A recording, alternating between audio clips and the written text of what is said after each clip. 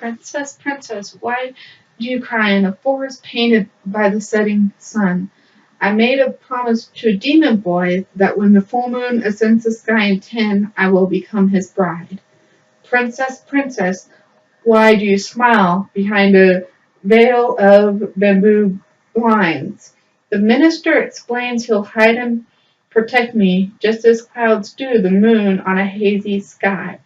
Princess, princess, why are you scared? In the far-off reaches of the highest mountain, I hear the cries of a demon boy that if women truly are as fickle as the phases of the moon, then surely I shall capture and devour her. This is a little folk song in the manga series Crescent Moon, which I'm going to do a review for you today. And as always, with YouTube, and because I know for a fact I am going to do this, that it's going to happen, I'm going to do this now. Warning, spoilers are ahead. Okay, so unlike with how I review manga, there's a few things that are going to be different, but the main flow is going to be the same. I'll start off with the characters and everything like that, but when I come to the music and everything, I'll put my input on whether if it has a manga, if it has an anime to it, how well it ties into the anime, or if it doesn't, whether I believe it should or not. But along with that, let's get into this little. Let's just get into this review, shall we?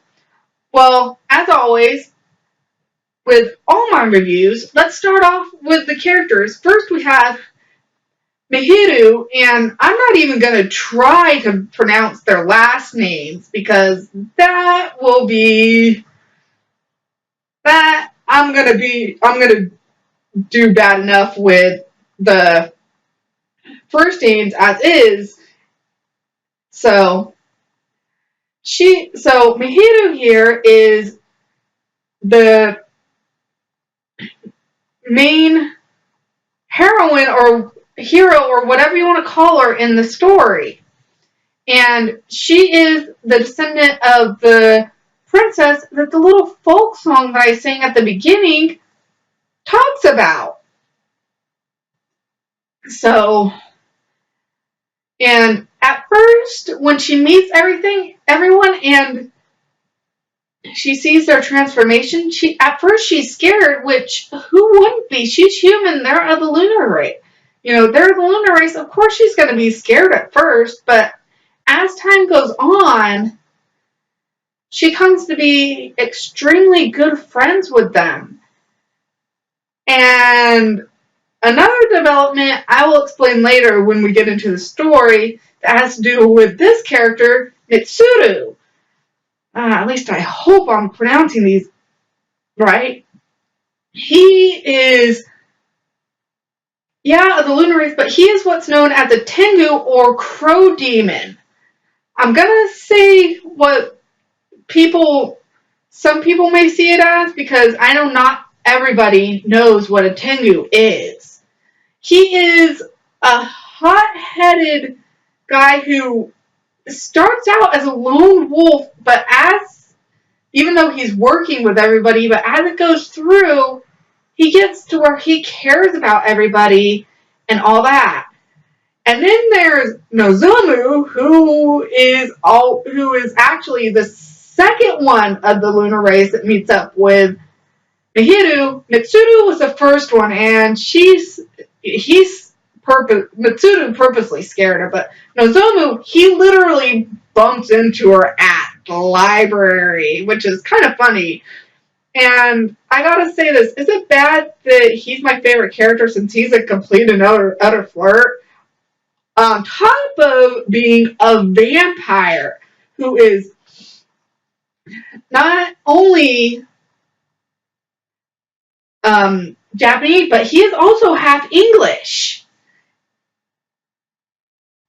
So there's that. And then there's Mitsuka here, who is a fox demon or werefox, whatever you want to say. In the books, it says that she's a fox demon, but no. Actually, even though in the first book it uses female pronouns, through the rest of them it uses male pronouns. So I'm a little confused with that one. I'm just going to say Mitsuka's the guy. Even though his transformation looks extremely feminine. So there's that. But he is actually short, and he is what's known as a half-breed. He's half human. And that comes into play later on in the story. And then at the end, and then lastly, we have the werewolf Akira. And yes, I know he has the same name as that famous movie and the character, but let's just not get into that. But he's kind of the comic relief of it, though towards the end you feel really sorry for the guy because of what happened. And again, I will talk about that a little bit more, but it also has to deal with the girl Keiko. Now, she is human. She is one of the members of Dawn's Venus. She is actually they call her a medium, a seer, but pretty much what you know as is a seer, that's what she is. So there's that. And then it goes into these two, which, I'm not quite sure. They're the other members of Dawn's Venus, which Hokuto, there's Hokuto and Matsura. So they are completely against the lunar race for most of their time in the story. They actually come in during the third manga. Unlike Keiko, who actually sort of befriends them, and it's kind of hinted at a little bit more that I'll explain later. But these guys they're trying to kill everybody in the lunar race, so I actually think that's kind of sad because of how things turn out in the end. So with the art style, with this being made in 2000, the art style, I actually really enjoy it, which is why I have actually all six of the manga here. Okay. Just made sure you guys could see all six. Maybe not the covers, but... And one thing I like about how they did the covers is they put Mahiru here with every single character, with all the different characters in there that play a very large part in the series. And I just can't get over this one, by the way. It's actually really cute. The fact that she has a wolf with a bone on there and she's with Akira the werewolf. That's kind of cute. And then with this one, with volume number 4, it actually has little bios on the ones of the lunar race. A little too far. in the back here. So I think that's kind of cool. And as you see, it has little comics at the end as well. But, and even Keiko here, it goes through the main four there with the Moonlight Bandits, and I'll explain about that here in a moment. But then it goes here with Keiko because she is the most prominent person from Dawn's Venus. And then here we have her with Shirogane, which is the emperor of the lunar race, even though he's a young child, and he's also the nephew of the owner of the shop she works at lives and works at called Moonshine. But he may play a sort of big role in it, but not as big as the others that I felt needed to be talked about. Well, now,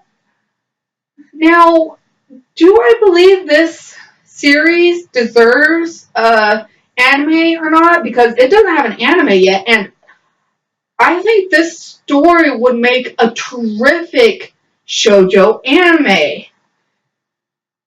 Even because it has all the elements that it needs. I just wish they would have done more with it. So, with the story and everything, it starts out where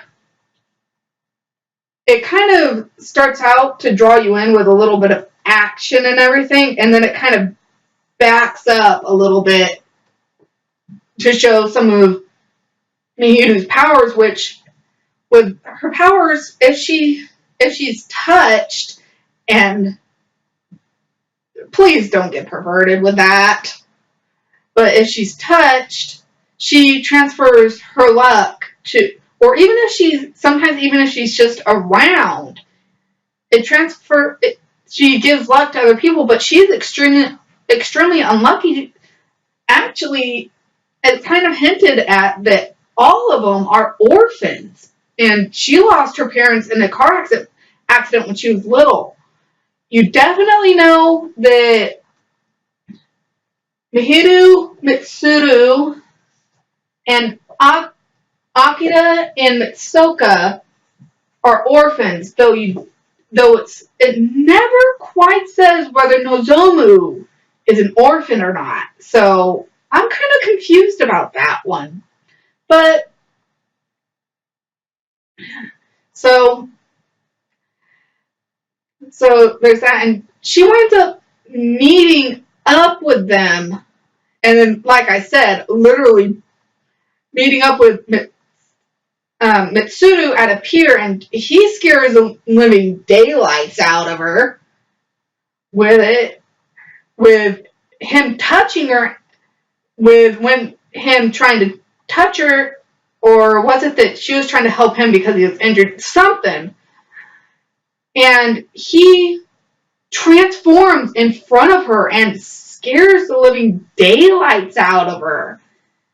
And then later on, she goes to the library and she literally bumps into Nozomu. Well, Nozomu bumps into her because she was carrying books, and as he's helping her pick him up, she touches his hand, though he doesn't completely transform. It's just his hand that transforms, as you see when it pans off to him.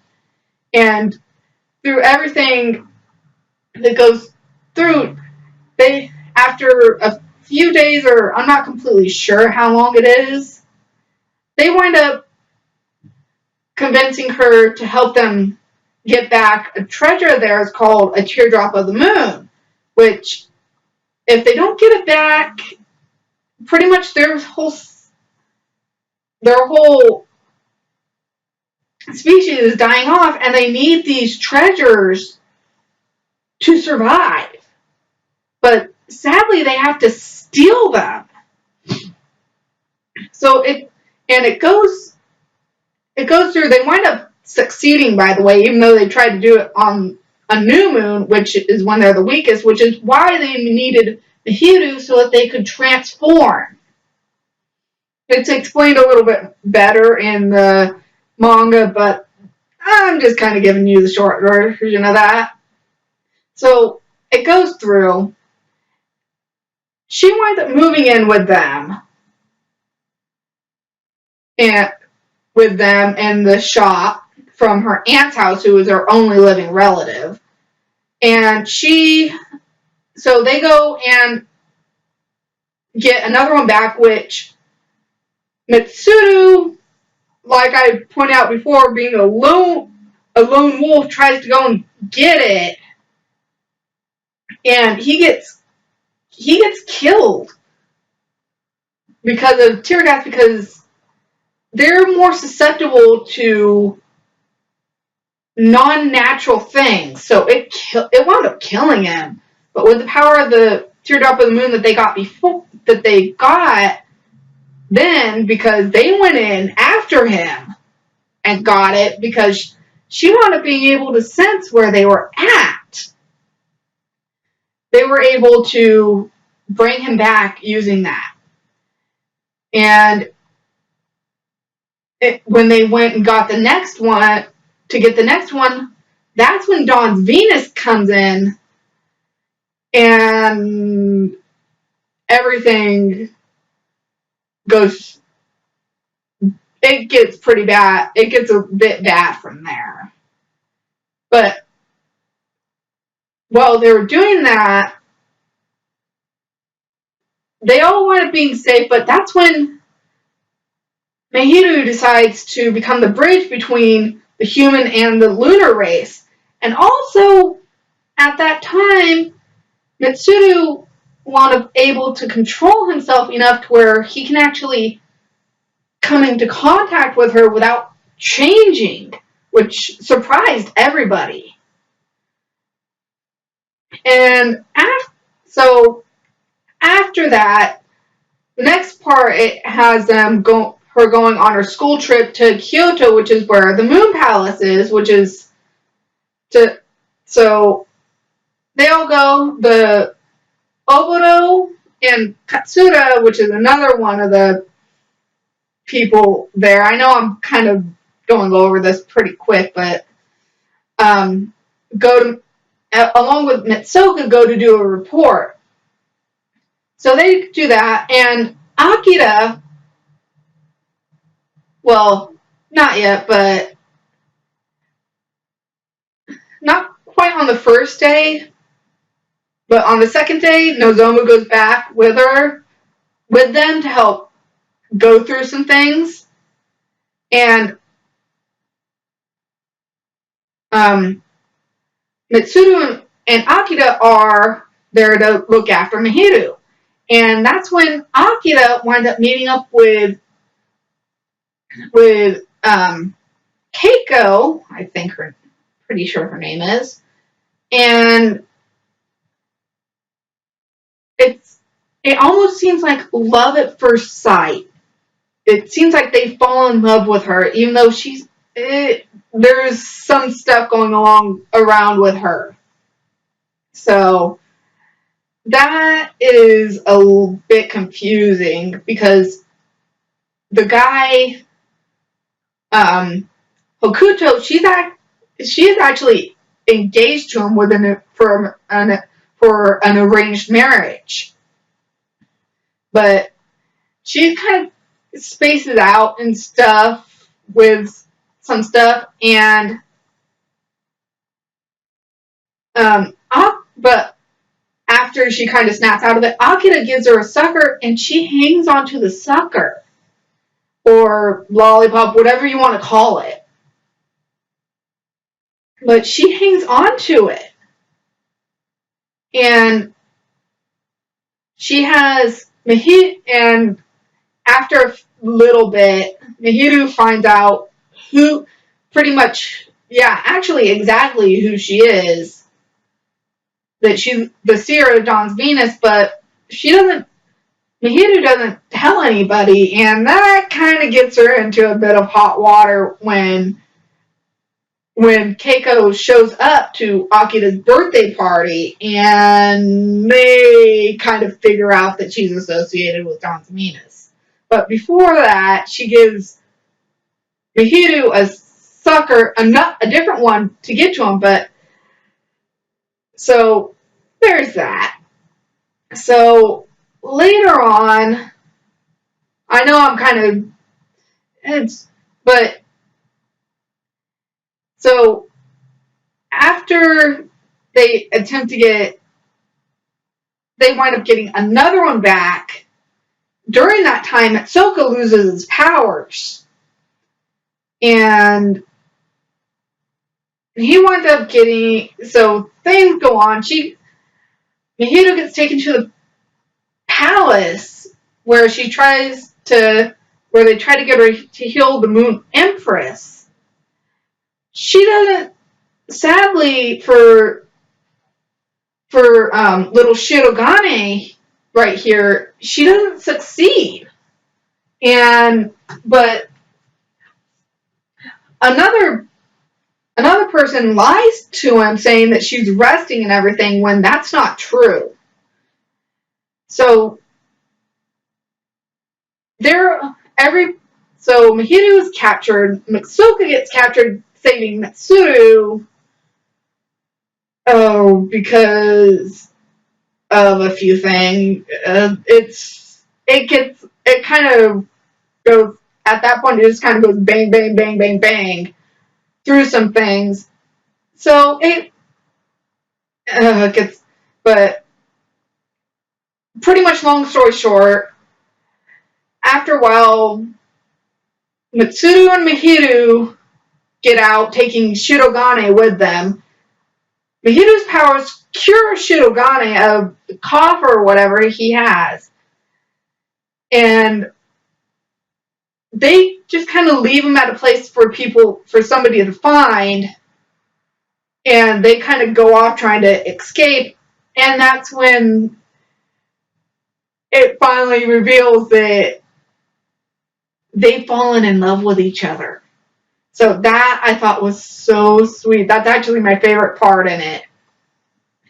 But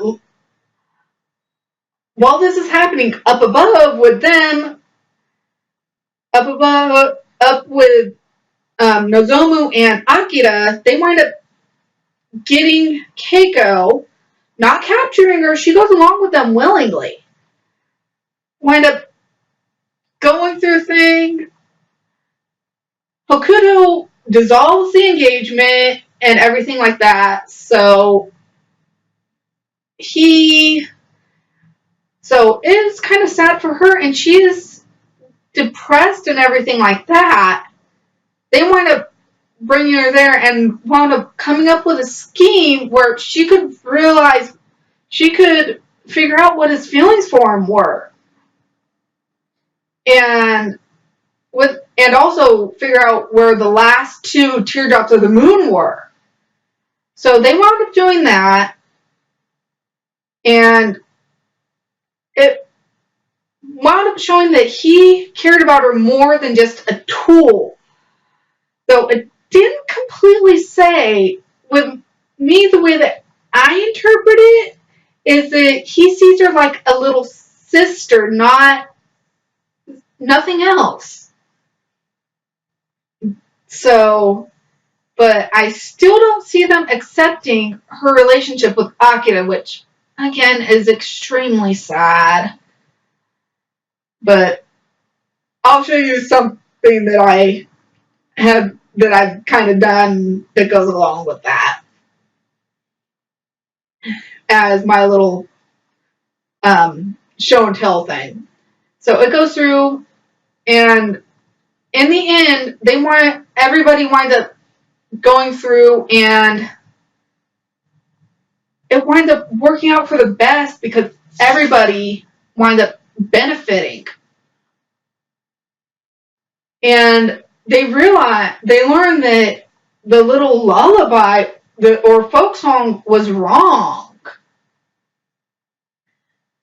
And that it changed and is completed. So there's that. I just, with everything, I don't like that they didn't finish the story. That is the only thing that I have that I see wrong with it. But so let's get through to how I grade this. I grade this about maybe, I'd say a 7 out of 10, because at some points it kind of is rushed and everything like that. And also, please, I wish they would have finished the story, because it just sort of cuts off. So yeah, and like I said, here's a drawing that I did of something that I have happening later on. And it is a picture that I've drawn. This one right here is Akira, and that is Keiko. In my little scenario for afterwards, they wind up together, which you wouldn't think. So,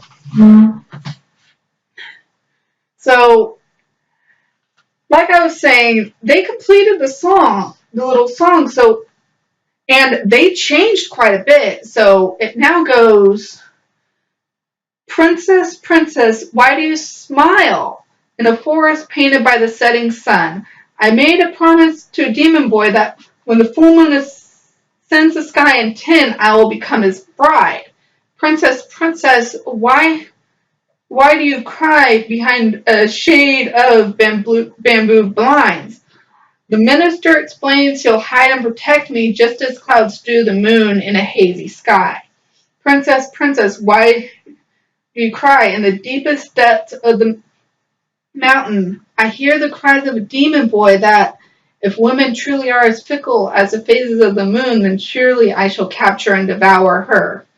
Princess, princess, why do you smile? For beneath the rainbow that shines at dawn, the treasures of the demon are hidden, which after 1,000 full moons pass promise to reunite again in a future life. So it actually has a happy ending. Well, sorry this went on a bit longer than I had intended, but I guess that happens sometimes when I get to rambling.